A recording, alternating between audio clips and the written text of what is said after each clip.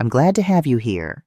Follow my story until the end and comment the city you're watching from. You've had your moment, Mom, James told me coldly, blocking my path to my husband's coffin.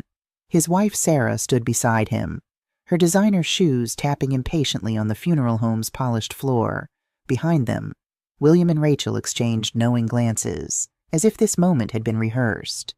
All I wanted was to say goodbye to Robert, my husband of 45 years, the man who held my hand through childbirth, job losses, and life's countless storms, the man whose silver wedding band I could still feel pressing against my fingers whenever we held hands. My name is Nancy Clark, and at 67 years old, I never imagined my own children would prevent me from saying a final goodbye to the love of my life. Family drama isn't appropriate at a funeral, Rachel muttered when tears began streaming down my face. Tammy. She smoothed her expensive black dress, the kind you buy when you want others to notice how tastefully you grieve. The funeral director looked uncomfortable but said nothing. What could he say?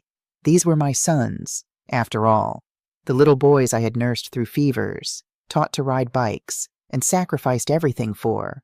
Now they were strangers in expensive suits, guarding my husband's body like sentries at a vault.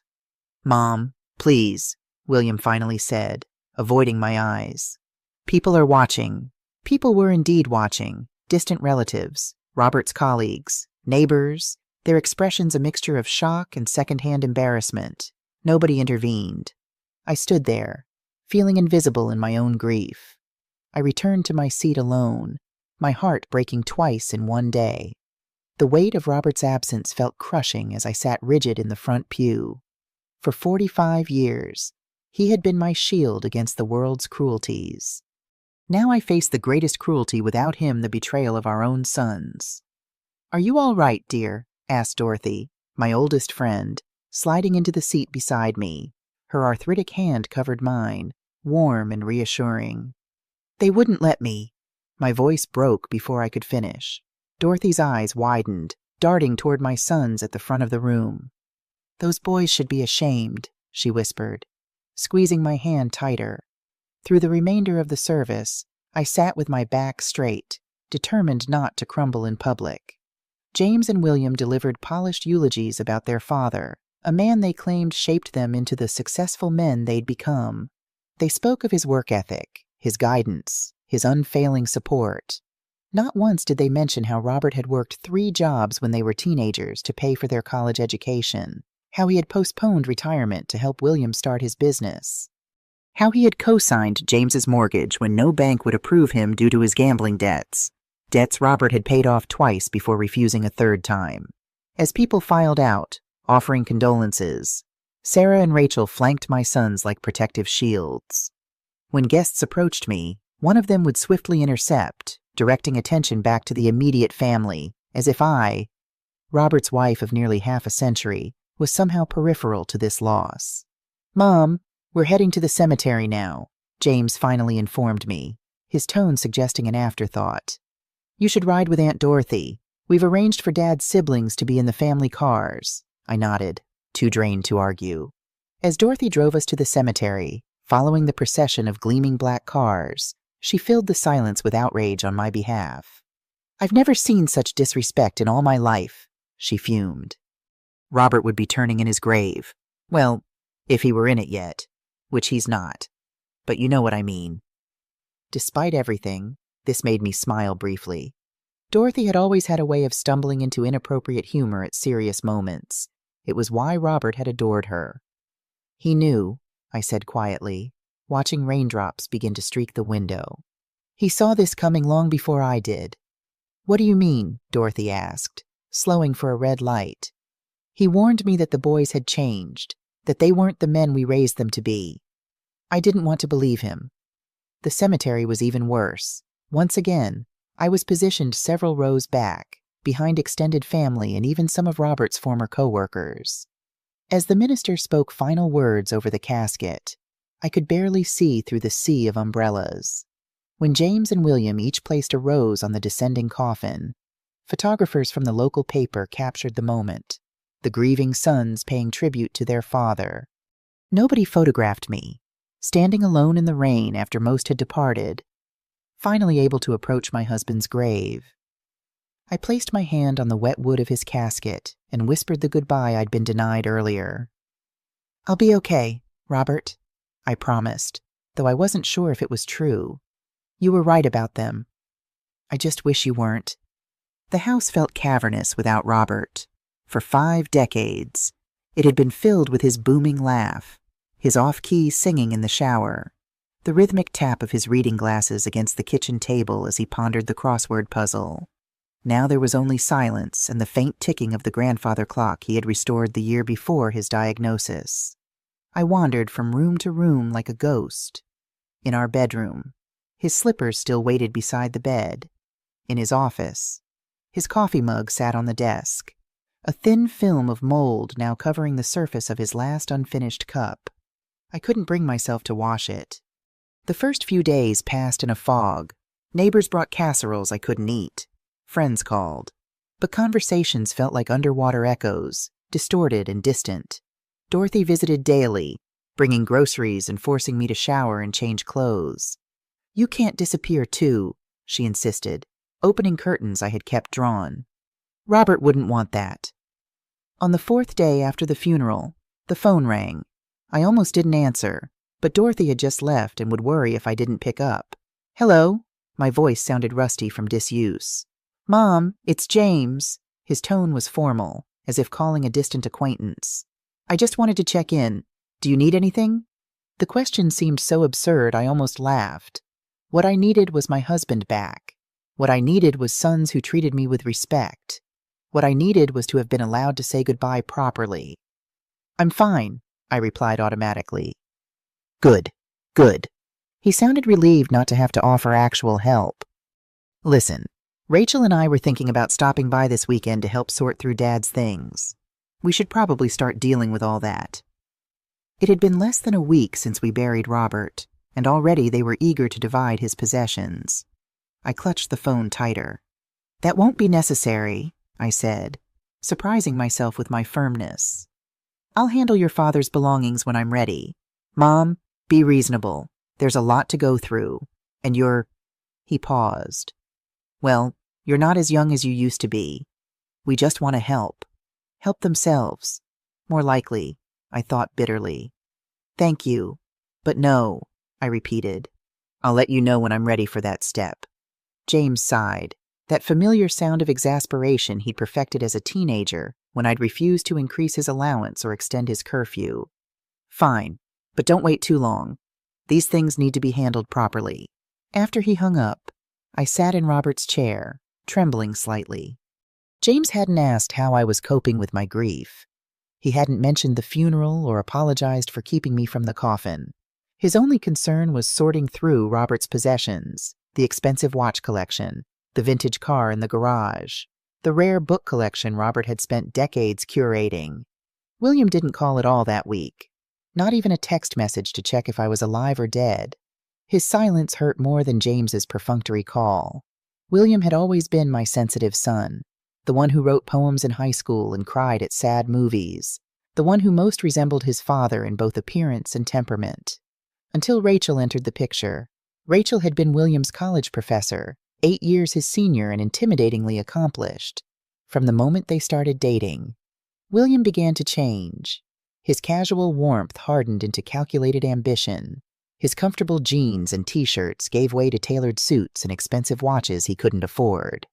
His calls home became less frequent. His visits rushed and distracted. I tried not to blame Rachel entirely. William was a grown man responsible for his own choices, but I couldn't help noticing how her subtle disdain for our quaint lifestyle seemed to infect him over time. The doorbell rang, startling me from these thoughts. I opened the door to find a middle-aged man in a crisp suit. "Mrs. Clark, I'm Thomas Bennett, your husband's attorney." He extended his hand. "I'm very sorry for your loss. Robert was a fine man and a good friend." I invited him in, surprised. Robert had never mentioned a personal attorney named Bennett, for our wills and other legal matters. We'd always used a family law firm downtown. "I know this is a difficult time," Mr. Bennett said as we sat in the living room. But Robert was very specific about the timing. There will be a formal reading of the will at my office next week. I've already notified James and William. I didn't know Robert had changed his will. I admitted. Mr. Bennett's expression revealed nothing.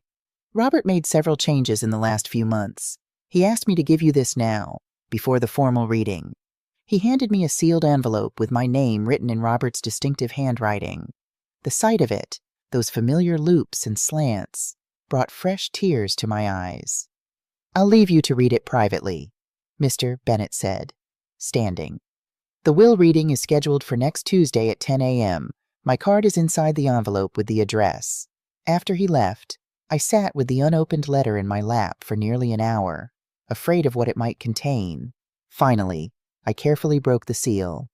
My dearest Nancy, it began. If you're reading this, I'm gone, and you're facing a storm I tried to prepare you for. I've seen the changes in our sons over these past years. I've heard their conversations when they thought we weren't listening, calculations about inheritance, discussions about managing you after I'm gone. It breaks my heart, but I cannot leave you unprotected. The letter continued, explaining that he had created 2 wills, a decoy that James and William had accidentally discovered in his desk drawer, and the real one. Legally binding and properly executed, that would be revealed at the reading. They are not the boys we raised, Robert wrote. Somewhere along the way, ambition and greed replaced the values we taught them. I blame myself partly. Perhaps I gave them too much, solved too many of their problems. But I cannot change the past. I can only protect your future. He ended with words of love that made me sob openly. 45 years wasn't enough, my darling. I'd have chosen 45 more with you in a heartbeat. Be strong. Be fierce. Remember that you deserve respect and dignity. All my love, eternally. Robert. I held the letter to my chest, feeling simultaneously heartbroken and strengthened. Robert had seen what I had refused to acknowledge.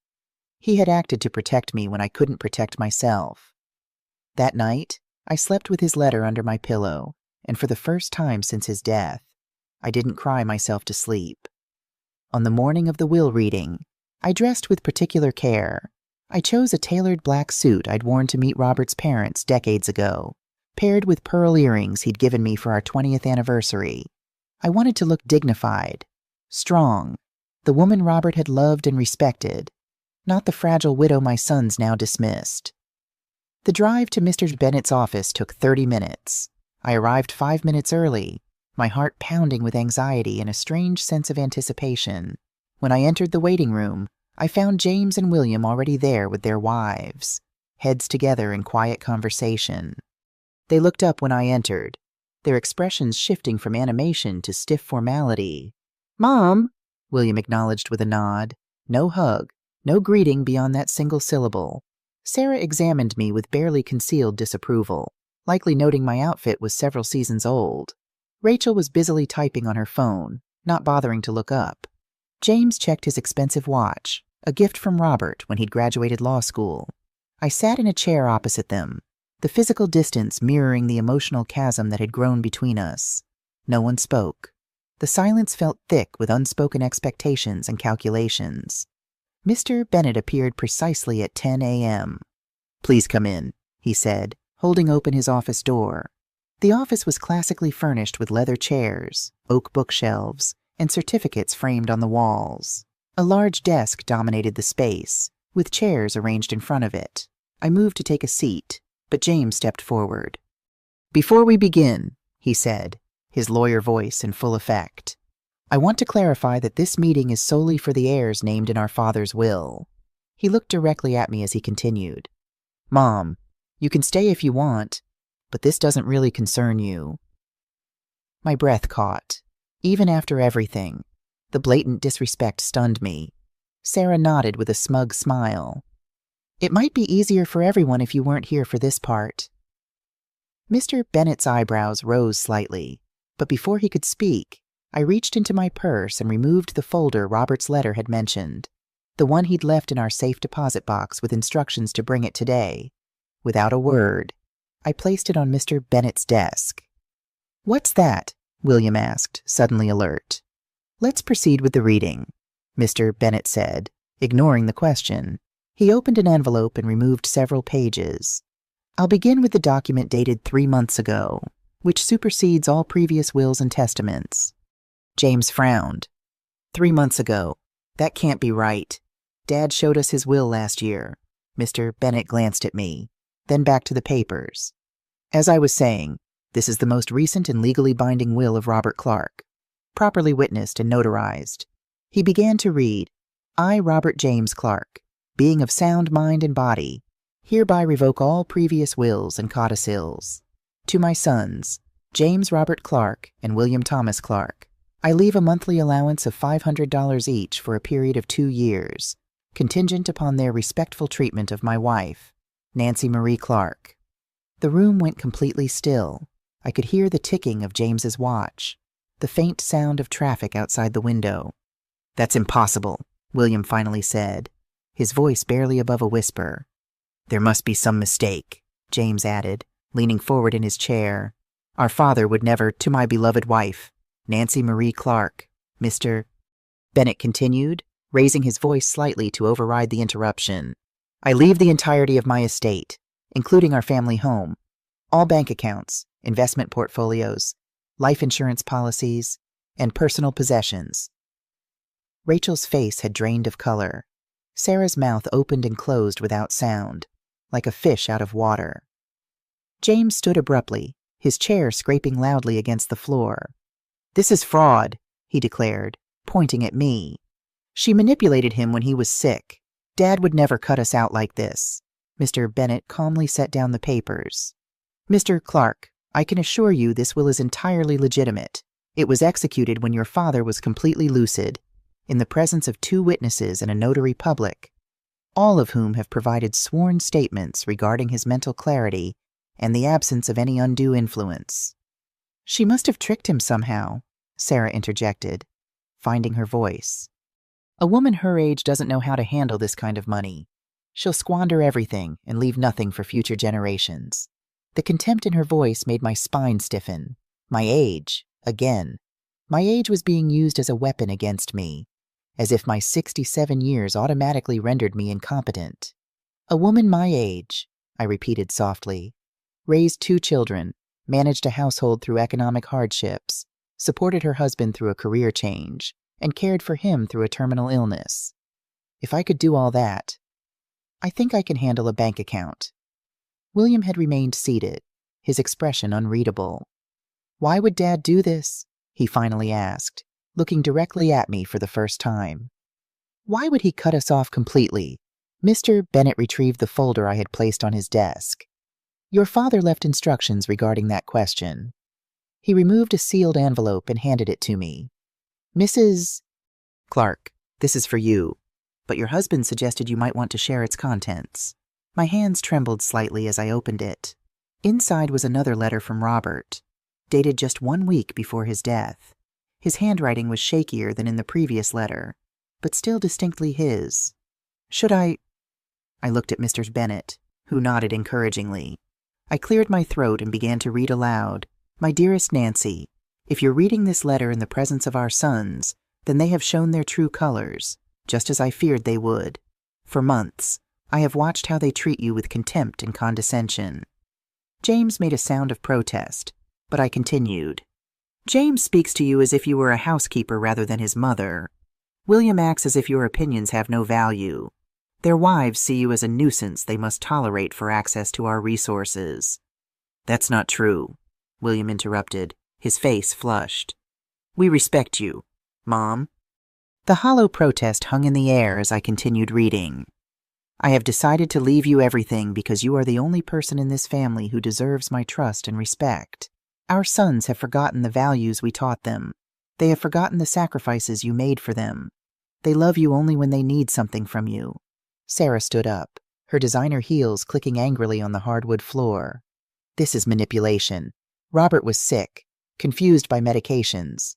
He wrote this 3 days before he died, I said quietly, folding the letter. He was completely lucid until the end. In fact, he asked me to read this in front of you if you ever questioned his decisions. Mr. Bennet cleared his throat. There is one additional provision I should mention. The will specifies that if either son contests the will or questions Mrs. Clark's mental capacity to manage her inheritance, they will forfeit the monthly allowance completely. $500, Rachel asked, her voice barely audible. He left them $500 a month. The amount seemed to shock her more than anything else. After years of expecting a windfall, this was all they would receive. For 2 years, Mr. Bennet confirmed, contingent upon their respectful treatment of Mrs. Clark. James laughed, a harsh, bitter sound.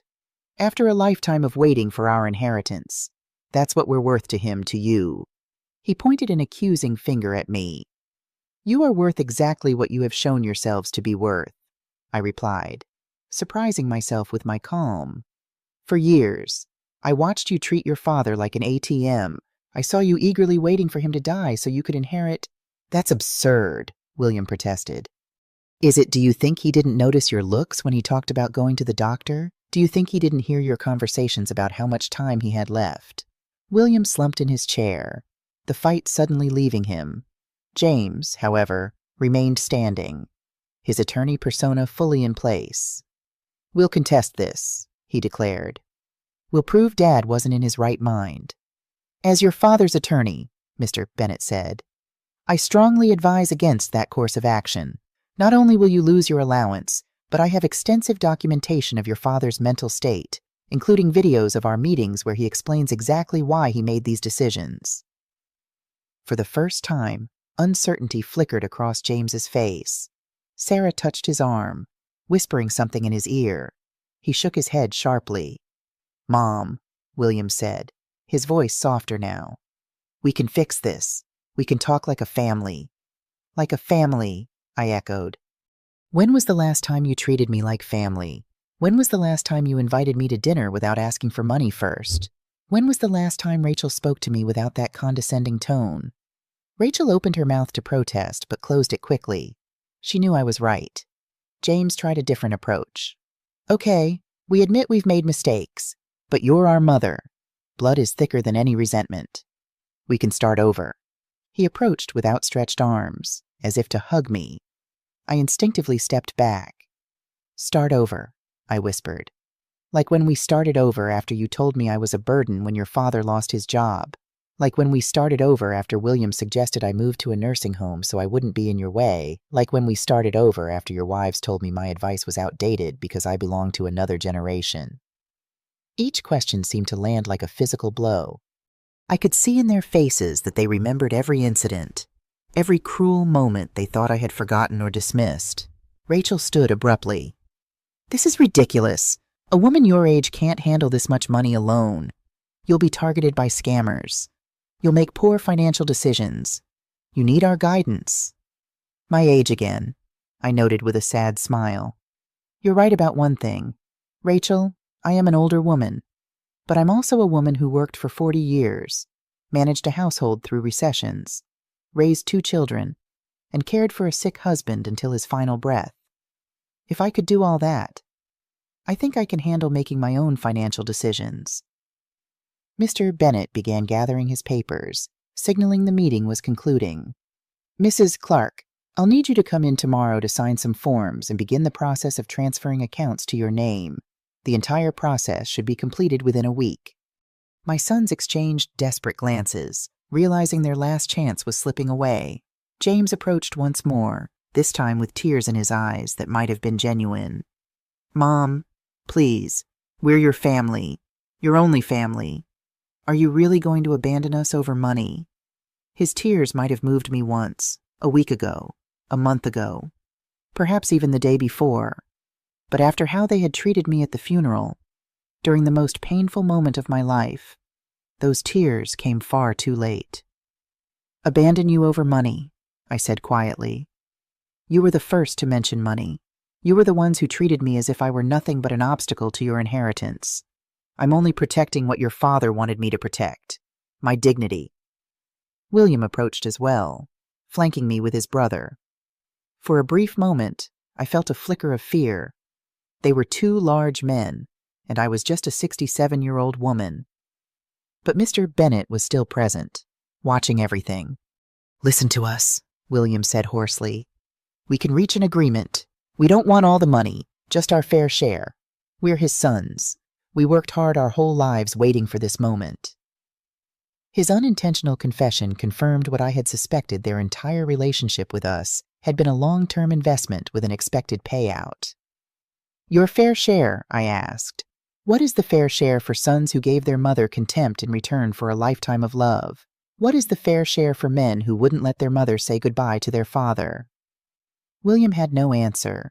James looked away, unable to meet my eyes. Sarah, who had been quiet for the last few minutes, finally erupted. "You are a selfish, vengeful old woman. That money should be for the next generations, our children, not for you to waste on your senior whims." Her venom shocked even James, who placed a restraining hand on her arm. "Thank you, Sarah," I said with a sad smile. "You've just demonstrated exactly why your husband will not inherit a penny more than what his father decided." I gathered my purse and the folder containing Robert's letters. With a nod to Mr. Bennet, I walked toward the door, my back straight, my head high. "Mom, this can't end like this," James called after me. "We're going to contest that will. We'll prove Dad wasn't in his right mind." I paused at the doorway and turned to face them one last time. "Do it," I said firmly. "Contest the will. But remember what your father specified. Any attempt to question his decisions will result in the complete loss of even that small monthly allowance." Rachel paled visibly. $500 wasn't much, but it was better than nothing, especially given their financial situations that I suspected were far more precarious than their lifestyle suggested. As I walked to my car in the parking lot, the weight of decades of unacknowledged disrespect seemed to lift slightly from my shoulders. Robert had seen what I had refused to see. He had acted to protect me when I couldn't protect myself. Sitting in my car, I finally allowed myself to cry, not just for Robert this time, but for the sons I thought I had, for the family I had believed in, for all the years spent earning love that had apparently been conditional all along. But alongside the grief was something unexpected, a sense of possibility. For the first time in decades, I was truly free to make my own choices without considering anyone else's expectations or judgments. I started the car and drove away from the law office, leaving behind not just my sons, but the version of myself that had accepted their treatment for far too long. The Nancy Clark who drove away was not the same woman who had arrived that morning. She was stronger, clearer-eyed, and ready to begin again, just as Robert had wanted. The morning after the will reading, I awoke with a strange mixture of grief and liberation. For the first time in decades, my decisions were truly my own. There was freedom in that realization, alongside the heartache of knowing why such freedom had become necessary. I made coffee in the kitchen Robert and I had renovated together 5 years earlier. The granite countertops he'd insisted on, "You deserve the best, Nancy," gleamed in the morning light. Everything in this house held memories, some beautiful, some now tainted by the knowledge that my sons had been mentally dividing these possessions while their father still breathed. The doorbell rang at precisely 9 a.m. Mr. Bennet stood on the porch, briefcase in hand. "Good morning, Mrs. Clark. I hope I'm not too early." "Not at all," I assured him, ushering him inside. "I've been up for hours." "Coffee, please," he said, settling at the kitchen table. As I poured, he removed several folders from his briefcase. "I've brought the paperwork we discussed yesterday, along with a complete inventory of Robert's assets." I placed his coffee before him and took the seat opposite. "I know about our savings and investments. Of course, Robert and I made those decisions together." Mr. Bennet nodded. "Your husband told me you were always partners in everything, but there's more you may not be aware of." He opened the first folder, revealing account statements from 3 different banks and investment firms. The numbers made me blink in surprise. "This can't be right," I said, studying the figures. We were comfortable. "But this is—" "Robert was an exceptional investor," Mr. Bennet explained. "He rarely discussed the full extent of his success, especially in recent years. He told me he didn't want to attract attention." The implication hung in the air between us. "Attention from our increasingly money-conscious sons. There's also this," he continued, opening another folder containing property deeds. "A lakeside cabin purchased 3 years ago. and a small apartment building downtown that generates significant monthly income. My hand trembled slightly as I took the papers. I knew nothing about these. He planned to surprise you with the cabin for your upcoming retirement. The apartment building was an investment vehicle to ensure your long-term security. For the next 2 hours, Mr. Bennett methodically walked me through Robert's financial empire, far more extensive than I had imagined.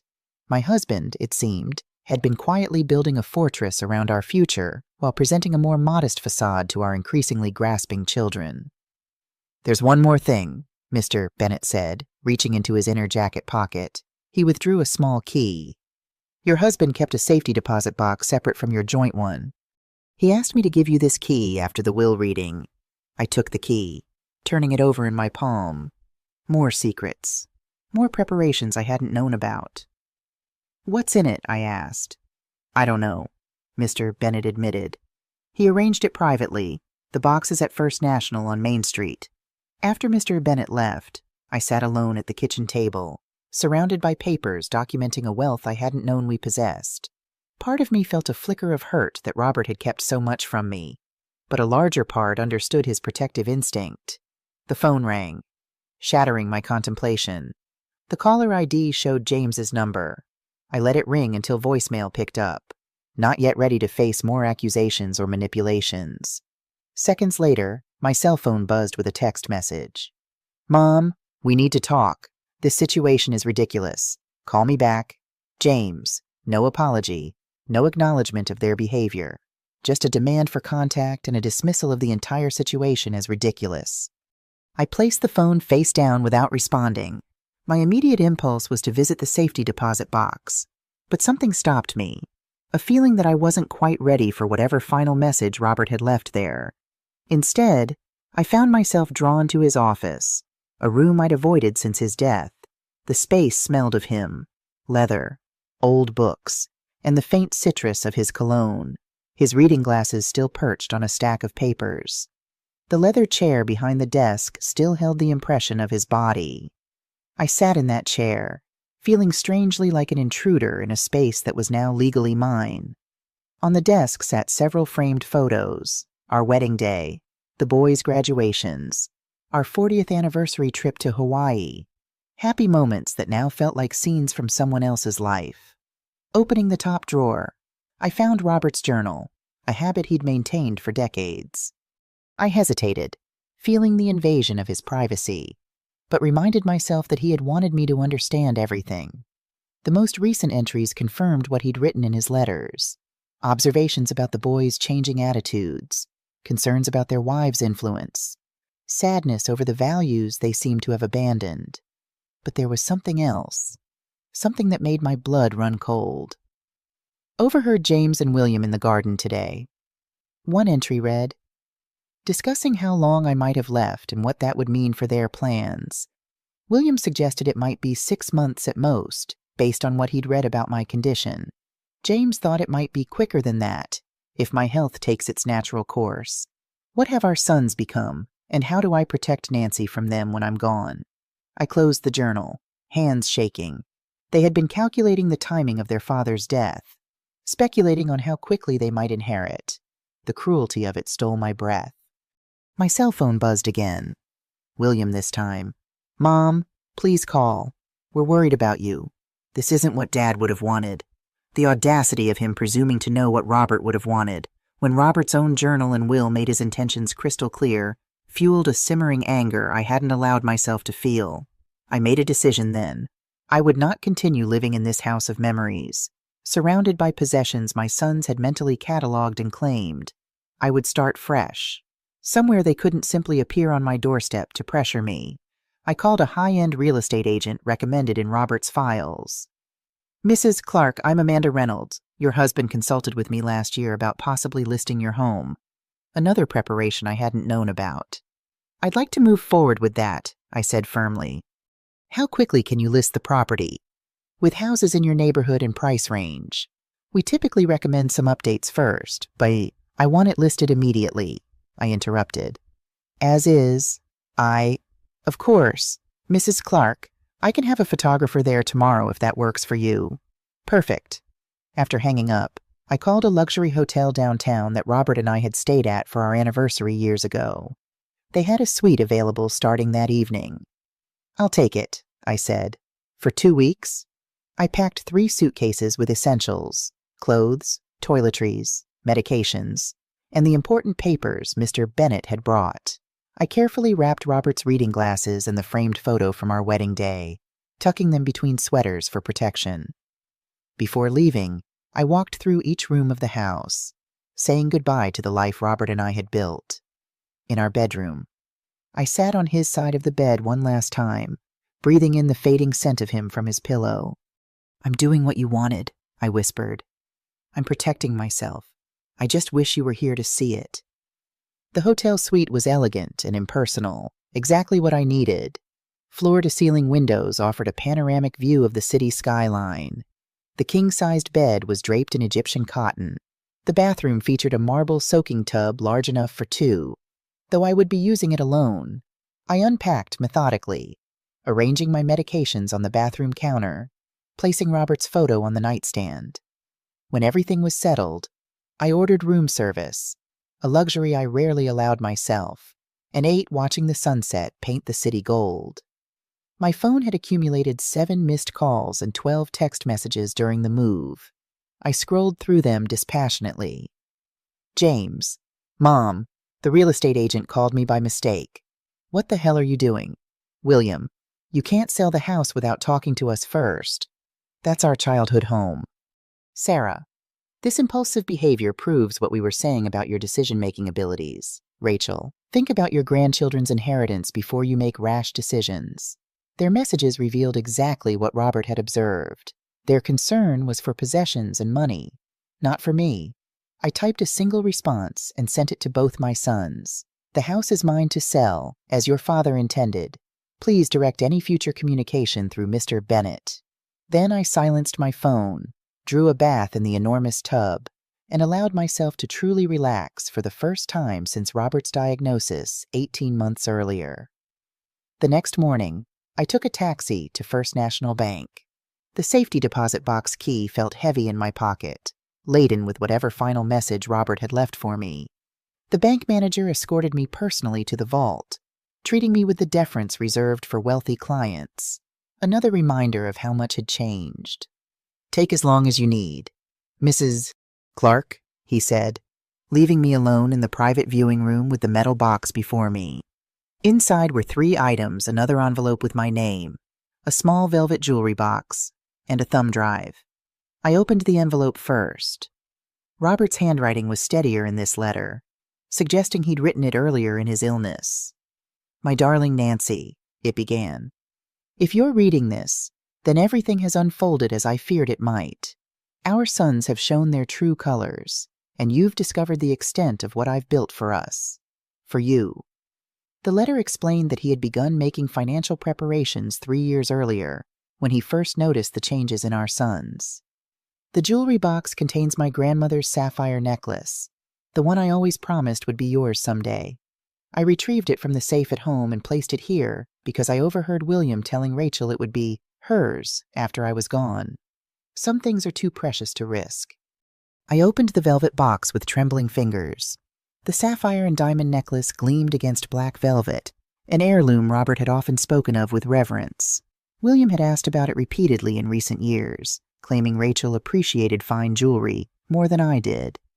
"The thumb drive," Robert's letter continued, "contains recordings. I'm not proud of making them, but I felt it necessary. Conversations between our sons when they thought no one was listening. Discussions about you, about me, about their inheritance strategy. Listen to them only if you need confirmation that you're doing the right thing by protecting yourself." I stared at the small black drive, uncertain if I wanted to hear what was on it. Would it only deepen the wound of betrayal, or would it strengthen my resolve? I decided to wait. Some wounds were still too fresh. Returning to the hotel, I found a message from Amanda Reynolds. The house had already received 3 inquiries from potential buyers who wanted to view it immediately. "Apparently, the Clark estate is quite well known in certain circles," she explained.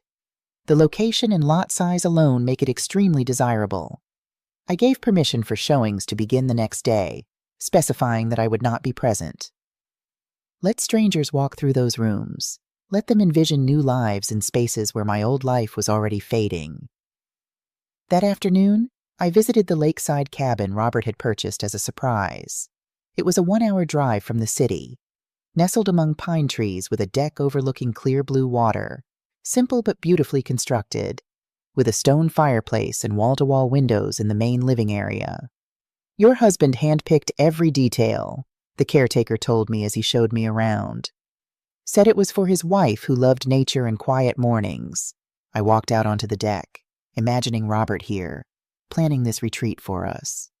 The pain of losing him struck anew, not just his physical presence, but the shared future we'd never have. My phone rang, breaking the moment. William again. This time, I answered. Hello, William. Mom, finally! His voice held relief and frustration in equal measure. Where are you? We went to the house and you weren't there. Your clothes are gone. I'm staying elsewhere for now, I said calmly. As my text stated, please direct any concerns to Mr. Bennett. This is ridiculous. His voice rose. You can't just disappear and sell our family home without discussing it with us. Our family home, I repeated. The home your father left to me. The home you suggested I was too old to maintain just 6 months ago when you proposed I move to a senior community. His silence confirmed he remembered that conversation. William, I'm not discussing this further. The house is being sold. My decision is final. Mom, please. His voice changed, becoming the wheedling tone he'd used as a child when asking for something he knew he shouldn't have. We're worried about you. After losing Dad, making big decisions so quickly isn't healthy. We just want to help. Help yourselves to my assets. You mean, I said, surprising myself with my directness. Your father saw through that. William, so do I. I ended the call before he could respond, turning my phone off completely. Standing on the deck of what should have been our retirement haven, I made another decision. I would not sell this cabin. This would be my new beginning, a place untainted by my son's greed, unknown to them, filled with Robert's final act of love. Back at the hotel that evening, I met with Mr. Bennett to sign more paperwork and discuss my plans. I'd like to move to the lakeside property, I told him. Permanently, he nodded, making notes. A wise choice. It's private, secure, and the community there is quite exclusive. Your neighbors would be primarily other successful professionals seeking peace. And the house in the city. Based on initial interest, Amanda believes it will sell quickly and above asking price. The proceeds could be invested to generate additional income. Though frankly, you don't need it. We spent the next hour reviewing my new financial reality. Between Robert's investments, the apartment building's income, and our existing retirement accounts, I had more than enough to live comfortably for several lifetimes. Robert was quite concerned about your sons attempting to challenge your competency. Mr. Bennett mentioned carefully, it's a common tactic when adult children are disinherited. He asked me to arrange for independent psychological evaluations to document your mental acuity. The suggestion stung, despite its practicality. They would really do that. Claim their own mother is incompetent just to get money. Mr. Bennett's expression was gentle but firm. Mrs. Clark, I've practiced elder law for 30 years. I've seen families destroy themselves over far less than what's at stake here. Your husband wasn't being paranoid. He was being prudent. I agreed to the evaluations, which would be conducted by 3 separate specialists over the coming weeks. Another layer of protection against my own children. The reality of it felt surreal. That night, I finally found the courage to plug the thumb drive into the hotel room's television. The first recording began to play, a conversation between James and William in what sounded like Robert's garden.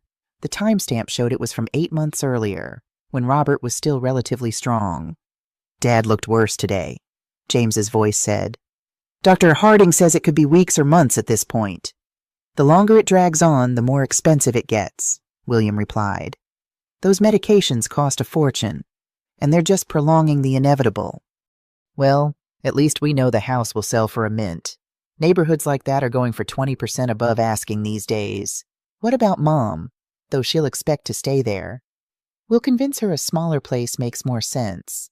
Sarah's already researching those senior apartments downtown. Much more manageable for someone her age. I turned off the recording, feeling physically ill. They had been planning my future, dividing assets, while their father was still fighting for his life, while I was spending every waking moment caring for him. They were calculating profits from his death. I didn't need to hear more. Robert had been right about everything. The next day, I met with the 3 most promising potential buyers for the house. Amanda had suggested I participate in the final selection since multiple offers were likely. This way, you can choose not just the best offer, but the right family for your home, she explained. The Jensen family arrived first, a surgeon, his wife, and their 3 young children. They walked through the house with reverent appreciation. The children well behaved, but clearly excited. We've been saving for years for a home in this neighborhood, Dr. Jensen told me. The schools are excellent, and we love the sense of community. The second viewers were a retired couple looking to downsize from their larger estate. We only need a few rooms at this point, the wife explained. But we want those rooms to be beautiful. Your home is exquisite. The third potential buyer was a property developer who barely glanced at the details that made the house special. I'd gut most of it, he said bluntly.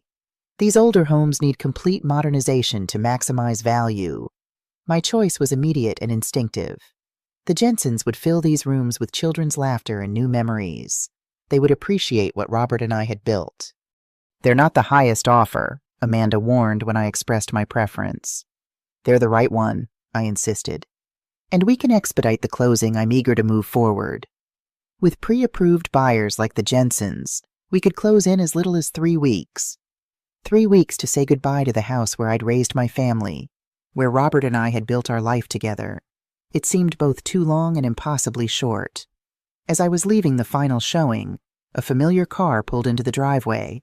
James stepped out, his expression thunderous.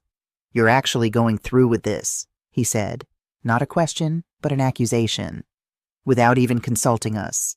I don't need your consultation to sell my house. James, our house, he corrected. This is our family home. A home you were eager to sell after your father's death, I reminded him. I heard the recordings. James, I know what you and William discussed in the garden while your father was dying. His face paled. What recordings? What are you talking about? Your father wasn't as oblivious as you thought. He heard you planning his funeral while he was still fighting to live. He heard you discussing how to move me out of this house once he was gone. James's expression shifted from shock to calculation. Dad was sick. Mom. He might have misinterpreted things, recorded things out of context. Stop, I interrupted, holding up my hand. Just stop. I've accepted an offer on the house. The sale will close in 3 weeks. I've already moved out. There's nothing more to discuss. Where are you staying? He demanded. You can't just disappear. I can do exactly that, I replied, walking toward my waiting taxi. Goodbye, James. As the taxi pulled away, I glimpsed James in the rearview mirror, standing in the driveway of the house he'd never owned, looking suddenly small and lost. The calls began that evening and continued with increasing desperation over the next few days. James, William. Even Sarah and Rachel took turns leaving messages, each with a different approach to manipulation. James relied on authority and intimidation. Mom, this has gone far enough. We need to meet and sort this out as a family. I've consulted with colleagues about having this will reviewed by the court. William tried emotional appeals. Mom, please call back. I know we've made mistakes, but cutting us off completely isn't the answer. Dad wouldn't want our family torn apart like this. Sarah was coldly practical. Nancy, this behavior is concerning. Making major financial decisions so soon after bereavement raises questions about your current judgment. Perhaps we should discuss having a neutral third party help manage these transitions. Rachel attempted guilt. The children keep asking about their grandmother. What am I supposed to tell them when you won't even speak to us? They're innocent in all this. I listened to each message once, then deleted it. Mr. Bennett had advised me to keep records of all communication, but not to engage directly. Any conversation could be recorded or misconstrued, he warned. Let me be your buffer until things settle. 2 weeks after the will reading, I received a formal letter from a law firm representing James and William. It requested a family mediation session to discuss equitable distribution of sentimental items from the house. Mr. Bennett's response was polite but firm. Mrs. Clark will arrange for personal effects with sentimental value to be identified and distributed appropriately in due course. No mediation is necessary for property that legally belongs solely to Mrs. Clark. Their next move was more direct.